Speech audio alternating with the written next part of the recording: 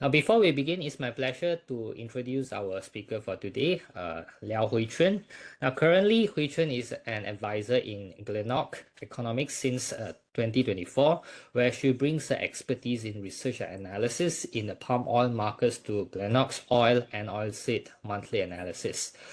Formerly, she has spent 23 years with 𝐕𝐞𝐠𝐞𝐭 as the Director of Asian Plantation Research. And besides that, Hui-Chun has also presented at numerous conferences, sharing her expertise and market outlooks on listed plantation companies and vegetable oil markets.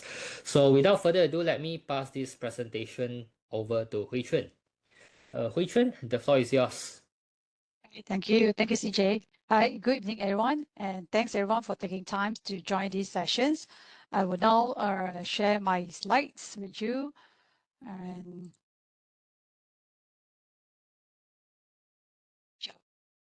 can you see my slides? Yes, your slide is up. Okay. Yes. Okay. I think today's topic is pretty interesting, and you may be questioning like why we are bringing in the global veg oil market into this palm oil market futures, a macro outlook. Because if you notice that actually on the Bursa Malaysia, Bursa Malaysia does offer the soybean oil futures, FSOY. Okay, so this FSOY is actually provide the participants to access to the Chinese soybean oil prices, and with this access, you can actually capture the arbitrage opportunity between palm and soybean. So Bursa Malaysia, this DCE soybean oil futures is a future contract licensed by the Italian's commodity exchange, or in short form, we call it DCE. And this DCE is a final settlement price is used based on the calculation of the final settlement price in US dollar. So I think there's a potential for you to trade in this FSOY because there's a high correlation between the price, the soybean oil prices, and the CPO price. So later I will show you the correlations and how this correlation works. And in terms of the correlation, how you can do an arbitrage between the two contracts. So this will give you a diversification and reduce the risk, and also a good exposure to the global veg oil market trend. So the spreads will, the differential between the two oils in certain times will provide you arbitrage and spreading opportunities.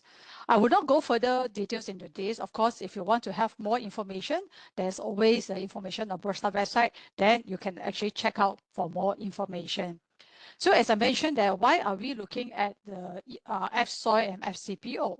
If you look at the prices, these are the major global veg oil prices, and we also have incorporated crude oil, Brent crude oil spot prices here as well. As you can see, this Brent crude oil price always form a base for the veg oil market, and later I will explain why this veg oil global vegetable oil, or in short, we call it the veg oil market prices, has a high correlation between the price with the crude oil, Brent crude oil spot prices, and among themselves. So if you look at all the prices, they are trend. Most of the veg oil prices are trend similarly, because some of them are interchangeable and substitutable. So the market highly focused on which oil offer the best value at that point of time, and they can trade between the two or the three or the four among the four majors veg oil globally. Okay, so this is why we need to look at trading of FSOY give you opportunity as well to have arbitrage opportunities and to gain between the two prices. So let me go through some background of this global vegetable oil market.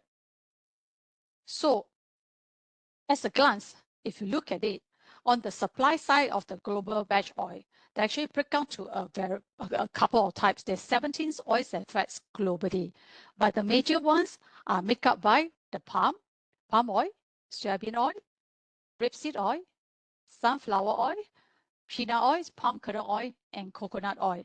So these are the major ones. Well, I think why we are only looking at palm and soybean oil, because these two have the largest market shares. So in terms of global supply, you can see palm combining with the palm kernel oil is about 38% of the world market shares, and soybean oil is 29%. So, but if you look at the export market, which is more interesting, as you see, actually palm dominated the export market.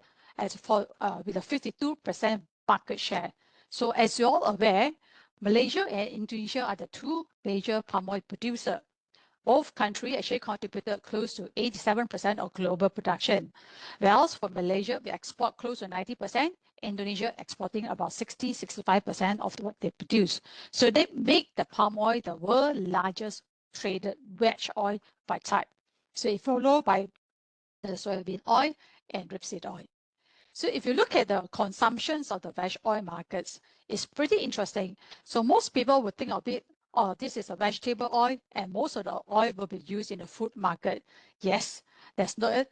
73% of this consumption of veg oil is actually used for the food consumption, about 73%.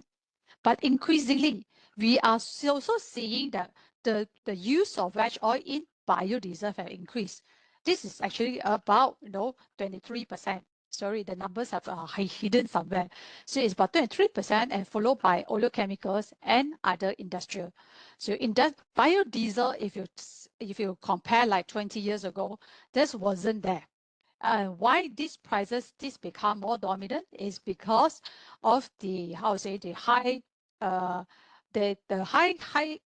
crude oil prices at certain stage have encouraged a lot of oil producing country to venture into biodiesel to make it a mandate to reduce their dependency of the diesel into their country. So we'll go more details into the biodiesel later on.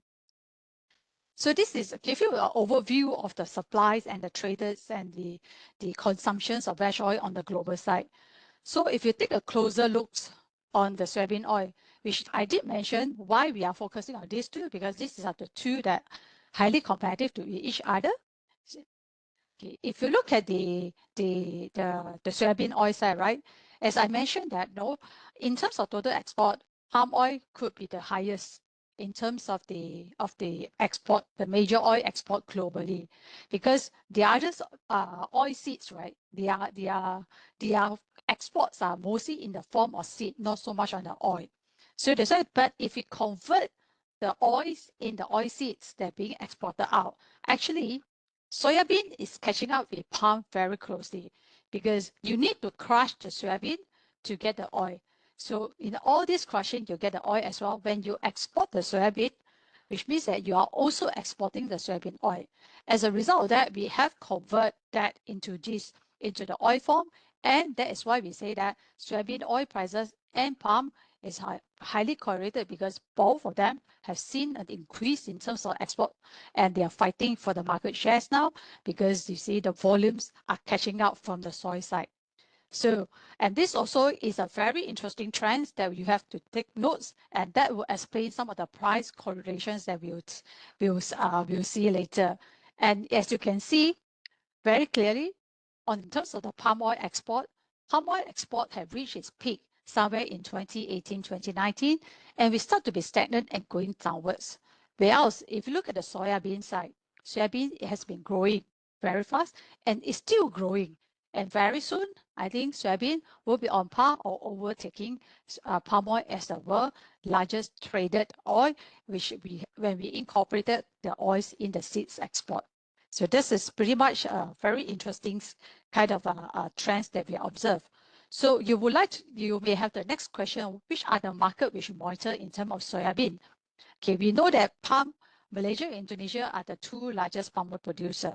So let's take a look on the soybean market. Okay, if you look at the soybean market, the Americans produce most of the soybean. But if you look at the demand side, it depends highly on China. The Americans, including if you look at the top three largest, which include the North Americans, the USA, then you have the South Americans, which is you have Argentina and Brazil. So all these combining, you can see they dominated the market. 80% of global soybean produced by these three countries. Okay, but they are not the major user. If you look at the consumption side, which are the major, the world soybeans produced, 60% of the world produced soybean actually is imported by China. China require a lot of soybean to be crushed into a soybean mill, and that's this soybean meal which is used as an animal feed for the hog industry. As you know, China's have a very big pork consuming market. So their hog populations are very big, and the soybean meal is a major feed to the hog animal feed. So as a result of that, China need to import a lot of soybean for animal feed, and their imports has been increasing as well. So also that explains why, you know, when the US have a different policy against China, I think China always reiterate with the policies on the soybeans import as well. So do take note that China is the largest market for the bean. So after looking at the bean side, let us look at the palm oil side. As you all are aware that, you know, Malaysia, Indonesia, the two largest, and you have the very far third largest producer, which is Thailand, produce about 4%. So this is on the globally for the 2024, you can see global production is about 79 million metric tons. But if you look at on the consumption side, okay, Indonesia is the largest palm oil producer. At the same time, Indonesia is also the world's largest palm oil consuming country. They are now consume about 24% of the global palm oil productions now. So if you look at it, what drive the Indonesia palm oil consumptions? If you read the recent news, you know, over the last 2-3 years, you can see the one that have been driving the domestic demand for Indonesia coming from their very aggressive biodiesel mandate. So for their Indonesia, their biodiesel consumptions is much larger. It's larger than their palm oil used for their food and for their industry. So they have overtaken the usage for the food in 2023, and last year is the second year that the palm oil use for the biodiesel has surpassed the food use in Indonesia. And we have come to the second largest will be India, China, and EU. So this, and coupled with Malaysia, it make up close to 50% of the world consumption. So as to monitor the palm oil price direction, usually these are the few major markets that we have to watch out, and their policy will definitely will have an impact on the price directions as well. So after the two major ones, let's take a quick look on the rapeseed and sunflowers. This is the third and the fourth largest the veg oil consumed globally. So for the rapeseed producing productions country, you can see the major one is Canada, EU, India, and Australia. So of course, in different countries, the rapeseed may call different name. In EU and Australia, it names as rapeseed, but Canada, it also known as canola oil, and India, it also known as mustard oil. So actually, all these refer to the same oil type, which is a rapeseed. So Canada, EU, India, and Australia are the 4 major rapeseed producing countries. But over for the sunflower side, this market is dominated by Russia and Ukraine. If you look at it, both contribute about 54% of the world sunflower seed production.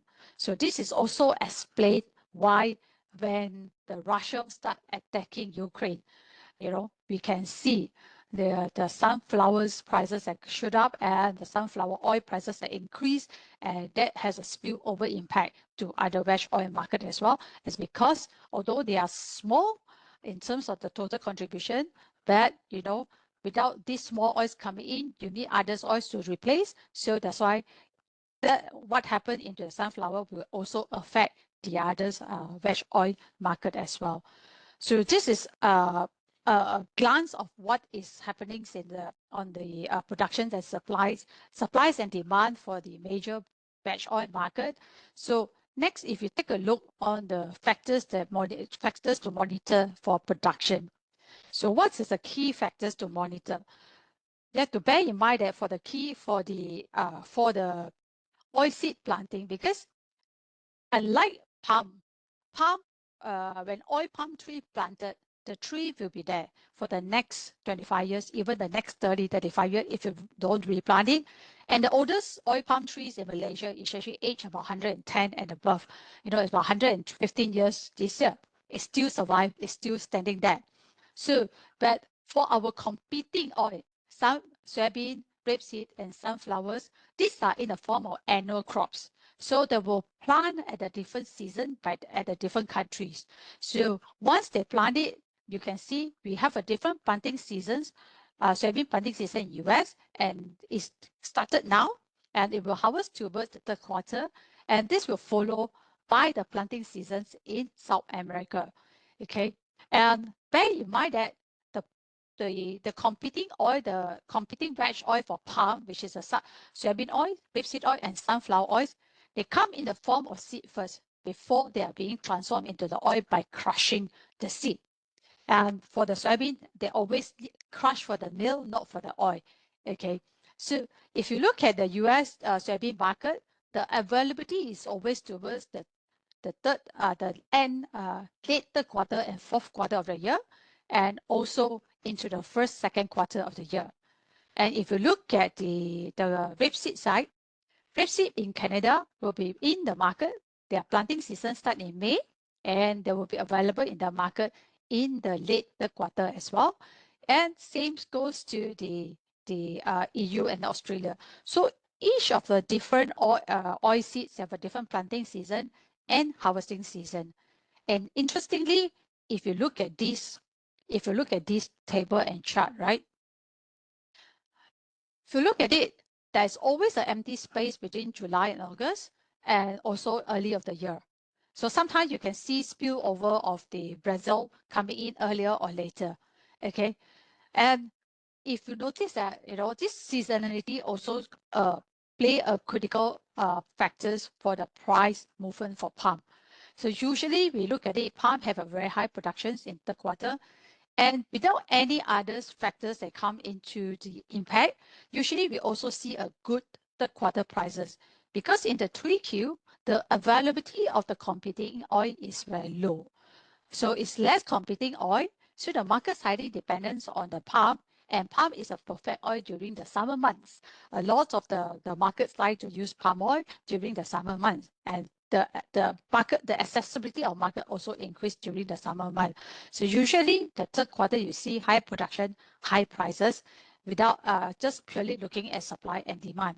And also coming into the first quarter of the year, where palm is going on the low production cycle, and yet you don't see others veg oil coming into the market as well, and that's also at the time of the very high prices as well. Usually, relatively, the first quarter and the third quarter will have a better pricing, and the pricing pressure always come into the second quarter, where most second quarter and the late third quarter, fourth quarter, where you can see most of the veg oil markets are available in the global market and competing with palm. Okay, so these are the seasonality that we have to watch out when it comes to the analyze the palm oil price direction. So of course, what are the key factors to watch in terms of production? Weather. So we have different weather types. So first of all, we have to monitor the current weather. The current weather that affecting the planting at the current season. As mentioned, each of them have a different planting season. The weather impact, if too dry or too wet, could delay or reduce the planting area. And too wet or too dry during the growing season, the mid-season, will also impact the yield of the oilseeds performance. So weather become very important to monitor during this particular season, second and the third quarter. And that also explains why prices usually have a very high volatility during the second and third quarter of the year. So this is like a day-to-day or week-to-week weather to monitor. And beside that, there are two major weather impact events that we need to monitor as well, which is known as the El Nino and the La Nina climate impact. So the El Nino and the La Nina have a different impact for different hemispheres. So you can see that when it comes to El Nino, we always say that, Malaysia, Indonesia is very dry, it's very hot. That's like what we seen last year, right? Middle of last year, we can see a very dry weather in Malaysia, and in Indonesia, we can see very, very hot weather in the Kalimantan regions. So, but when there is a dry season in Malaysia or Indonesia, Philippines, or in Australia, we can see actually it's a very wet better for the US side and for certain part of the South America. South America, because it's too big, so it actually have two different weather pattern. The northern part of South America will be very similar to us, whereas the southern part of the South America will be very similar to the US weather pattern during the El Nino or La Nina. So El Nino will be bad for palm, but will be good for soybean because there's a very good rainfall for the soybean during their growing stage. They will be very positive for unless it's a too high of the weather. Sorry. Unless the rainfall is too high, then that will have quite a bad impact on the soybean, or else it's positive. Come to La Nina, it's always high rainfall, like what we actually experienced back in November, December, January, February, March this year. Is Malaysia and Indonesia is having this La Nina climate. We have excessive rain and prolonged monsoon season up to the month of March, and in the certain region is up to the early of April.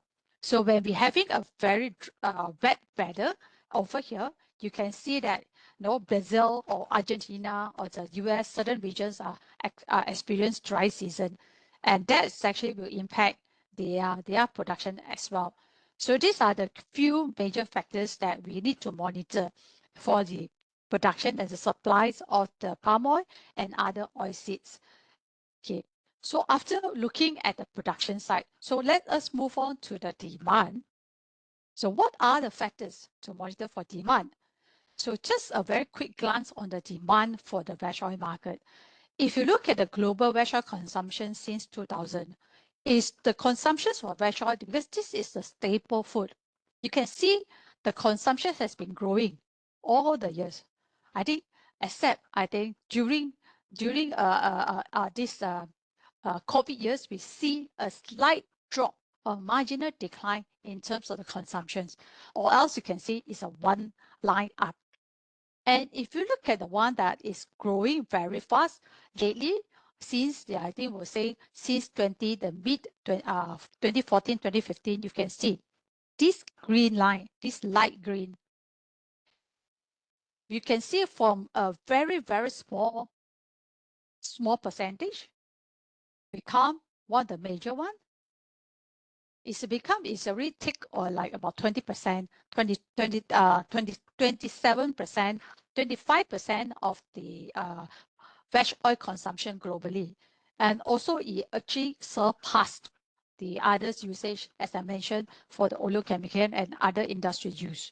So what has been driving the veg oil consumption globally is actually coming from this biofuel side and the biodiesel side. And most of this consumption is come from the government mandated biodiesel program. So we will have a little bit of more details in the subsequent slides. So if you look at it, what's the actual factor behind this demand? First of all, is on the income. If you look at, see on this GDP per capita side, very obvious, those that tends to have higher GDP per capita, their daily calories intake or their daily the share of daily calories intake from vegetable oil are higher. So as the income grow higher, the consumptions per capita of veg oil actually grow higher. And this is can see from all the curve here. And that's why markets are highly focused on the up and coming fast developing market. For example, like China, Indonesia, Africa region. These are the upcoming. They are coming from the bottom. As the income grow, you can see their veg oil consumptions or the oils and fat consumption per capita will increase as well. So this is one of the major driver behind the global veg oil demand. Come to the second portion of it, you can see biodiesel, as I mentioned, biodiesel growth actually dominated over the last 10 years. And if you look at the biodiesel market, it's dominated by just a few countries. You have the Europe, the largest, about 26% of the global biodiesel productions, followed by the US, Indonesia, Brazil. You can see clearly from this pie, the major biodiesel producing countries, they are also the major veg oil producing countries. So in a way that we also can conclude that the biodiesel mandate that introduced by all these producing countries is actually in a way also to support their local farmer and also to support the commodity prices as well. So this is the positive trends that we are seeing, as we are seeing that Indonesians are keep increasing their biodiesel because they foresee their productions are coming up. So they have this very strong biodiesel mandate, as today is a B40, which is 40% of their diesel is blended with palm oil, and they are looking to increase it to B50. Indonesia have the highest blending mandate in the world. For the rest of the world, it's range between 7% to about 14-15%. Malaysia, although we have been introducing this biodiesel mandate for years, but the progress are very, very slow. And you can see that we are only contributing to 2% of the global renewable diesel production. Okay. So in terms of others, so let's see on the supply demand outlooks, after we have know the factors that are affecting the production and we're looking at the supply demand side. So what's the outlook like for the major oil seeds and veg oil? So as mentioned, before looking at the veg oil outlook, we have to look at the oil seed for our competing oil, which is the soybean, rapeseed, and sunflower. So if you look at it, this oil seeds production has been growing up and up for 6 consecutive years, and bulk of it actually come from the sunflower or soybean side. Soybean has been going up since 2019-20, and it boosted by larger planted area and also improving yield.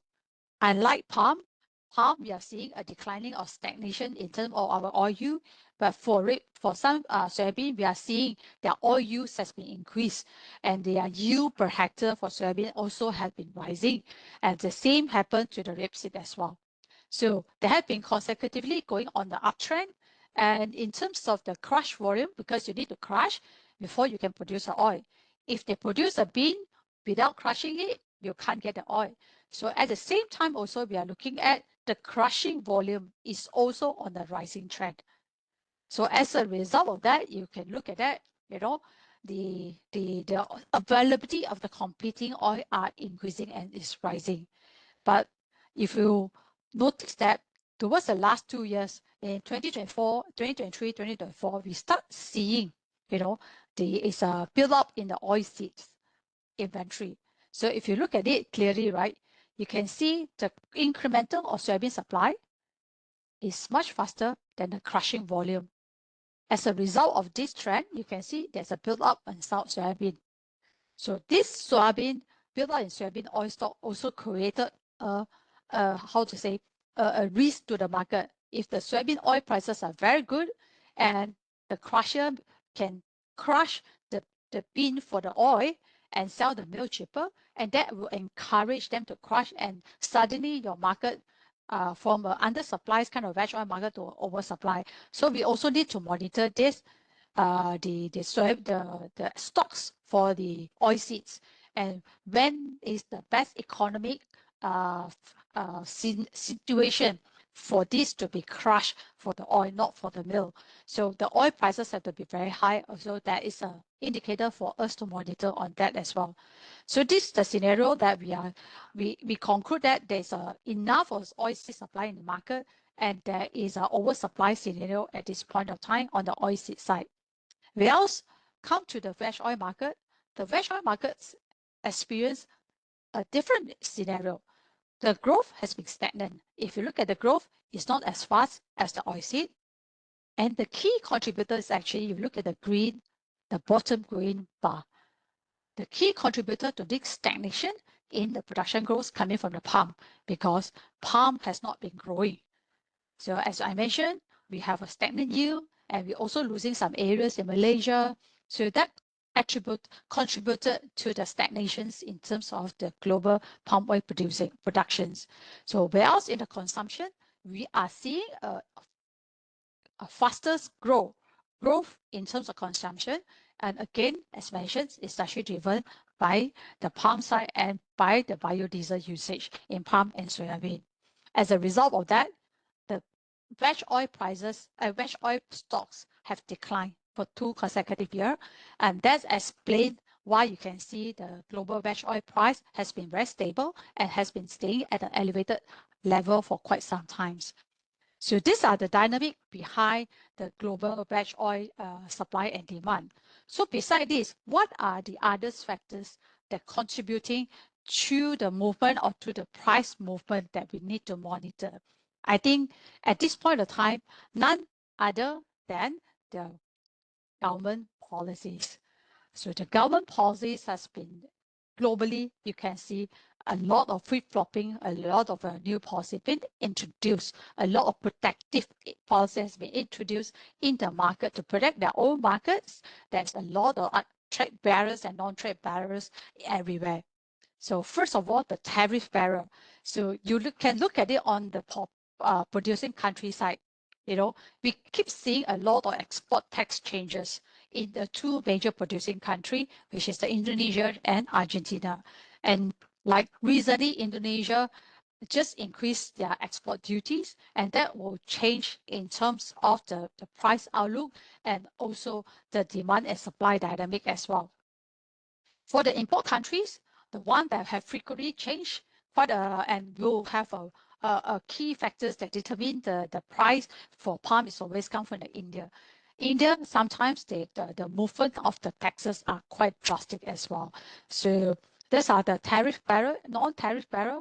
For example, especially in EU, you have all these non-tariff barrier regarding the deforestation regulation, or they have this renewable energy directive. They have a more stringent requirements on palm against the others. So this is something that non-tariff barriers that we have to monitor. When they're losing a bit, the price outlooks look better. When they tighten, the price outlooks will look a little bit more stress, because that will affect the demand. So of course, domestic policy, we have an export quota, we have the export control, we have the biodiesel mandate to monitor in this at the producing country, and also I think at the consuming country as well. So I think all these things, I think what could interest the market the most at this point is none other than what's happening in the US. So I just want to spend some time to explain why the US tariff have an impact on the agriculture or the veg oil market. So if you look at the share of the US productions exported, so if you look at it, half of it is actually the agriculture. And you have you have the cottons, then you have the sorghum, wheat, soybean. You can see that bulk of the exports are all highly focusing on the agriculture sectors. Okay, so in terms of the US agriculture trade partners, and that explains why there is a very high focus on the key country like China, Mexico, Canada.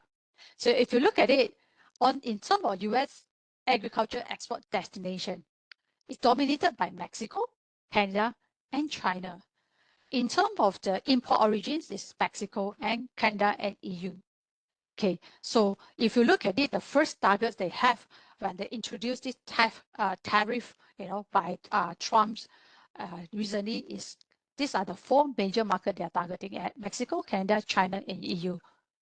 So that explains why when they announced the tariff on these 4 countries, that's a very big movement in terms of agriculture prices.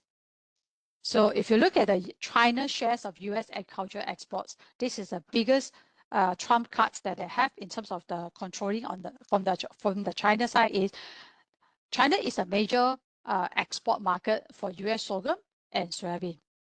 Of course, if you look at the share of US soybean in terms of the China import has declined significantly after Trump for the first we call Trump 1.0, when they have this tariff war with China. So we can see in the early days, 2017, 18, you can see the moment that Trump's being elected as the president, when they start introducing the tariff here, you can see US shares of the China import have declined. from like 60-70% to almost like insignificant. And there is a negotiation in between, and the Trump, that is the commitment from China to increase their soybean. And then lately, before Trump take over the office, or there's a rising trend that Trump will be re-elected, you can see actually China speed up their import of soybean from US. So China now have stocked up a lot of soybean, and now you can see after the tariffs, the second wave of tariff come, China can actually see very, very, very, of course it's off season as well, but very low intake from US. So China can afford not to buy from US, the soybean from US, because Brazil itself produced enough soybean for China. So China no longer feel threatened by the US in terms of soybean supply. Okay. So this is also the other way of looking at it, for the flow, because on the global soybean side, China is the largest. There's the largest importer. So that explains why when US have a change in their taxes, the tariff, the import tariff or the export tariff, that's a very big impact on the agricultural sectors. So after talking about all these factors, let's take a look on the price trend and how this actually affect the price. So I will start off with the soybean prices. So soybean prices are subject to both weather and policy. But of course, in the 2025, when this Trump 2.0 policy come on board, the impacts are much lesser if you compare with Trump 1.0. As mentioned, the US share of the China imports have dropped significantly. So the price impacts have been less. You can see when Trump first imposed the US-China's trade wars, the soybean prices have collapsed. When they have come into the Trump, the phase 1 agreement where China commit to import more soybean and corn, there should some recovery in terms of prices, but it doesn't last long. And when you can see when the La Nina hit US and South America, where La Nina, as I mentioned, La Nina will bring heavy rainfall to us, but it's very dry in US and the South America. The production's been affected, the price actually increases. So then, of course, as the next season, when high prices, you encourage more planting. The subsequent season, the price come. But again, the Russia invaded Ukraine in late or early February 2022 have caused the market panic and price shoot up again. So this gives you a sense at how the policy and global geopolitics have affecting the price, and also all the weathers affecting the price. So this is a trend we see on the soybean side. I think if you look at the soybean oil side, because soybean oil and soybean prices can have a little bit of different divergence in terms of trend. If you look at it, this is more volatile because I think highly dependent on the China side and the trade war between the two. That's why you see the volatility is higher, and also the production. But you look at the soybean oil side, right? I think the soybean oil movements will be highly subjective, I think, to the weather, and also I think to the biodiesel news in the US. So when Trump took over the office in his first term, Trump is known as a non-friendly to green energy during his first term. He is more friendlier to the crude oil guys or the mineral oil guys, right? So as a result of that, market think that the US biodiesel policy or renewable diesel will have some hiccup, and he give a lot of favor to the smaller blender. That's caused the soybean prices to be staying very low for a very long time. Until the weather turned back, we are seeing a very low productions from the soybean, and that's indirectly will affect the availability of soybean oil in the market, and causes the price to move upwards. Of course, as I mentioned, Russia-Ukraine war will have an impact on the supply side. And I think if you look at it, come to the second terms of the Trump side, the impact are less now. And why the impacts are less now? Because over the years during the Biden term, Biden is known to be friendlier to green energy. So that actually we can see a higher blending, higher production of renewable diesel and also sustainable aviation fuel projects coming up in US. And bulk of these capex are spent by the petrol company. You know, these are the friends of Trump. So when it comes to the second term, because the Trump cannot have very stringent policy against the renewable diesel because bulk of the investment also coming from the mineral oil guy. So we have see less noises like on condemning the renewable or the green fuel, green energy. But he also did not put a very clear cut, and there's a change of the renewable fuel policies in US that create uncertainty, and prices have been up and down due to this policy announcement. So recently we see a positive news coming from US, and suddenly the targets that announced was lower than the market expectation. Price come down again. So for the soybean oil prices, renewable diesel or the biodiesel policy in US is still a very critical factor to watch out. So after looking at the two, when we move back to palm, on the palm oil side, what are the major factors? Again, you can see I put in a lot of highlights here about Indonesia. So Indonesia, this is the first one that I want to highlight is when Indonesia start the news on the B30 move started, and it was a big jump from B20 to B30. Market have a very doubtful on ability of Indonesia carry out this because even Malaysia doing B10, there's so many hurdles. So they doubt that Indonesia can do it. But Indonesia push for that, and Indonesia succeed and roll out the B30, and that push the prices higher.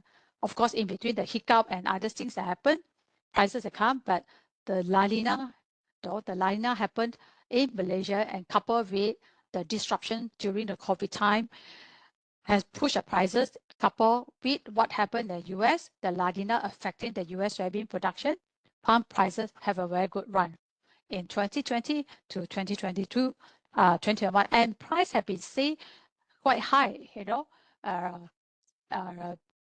Price have been staying very high above the 3,005 for quite some time since 2021, and this can be explained by my slide just now. As I mentioned, the palm oil supplies has stagnant, and we are seeing the growth are coming up when there's a very bad weather. So it's no longer like market cannot take it, like palm is always available in the market. Palm is keep going because there's a lot of planting, but the planting has stopped due to all the very stringent sustainability requirements. We see the new planting stop, and then we see a very slow delay of replanting. Tree have played age, the use have dropped. So this contributed to a stagnance in terms of production growth.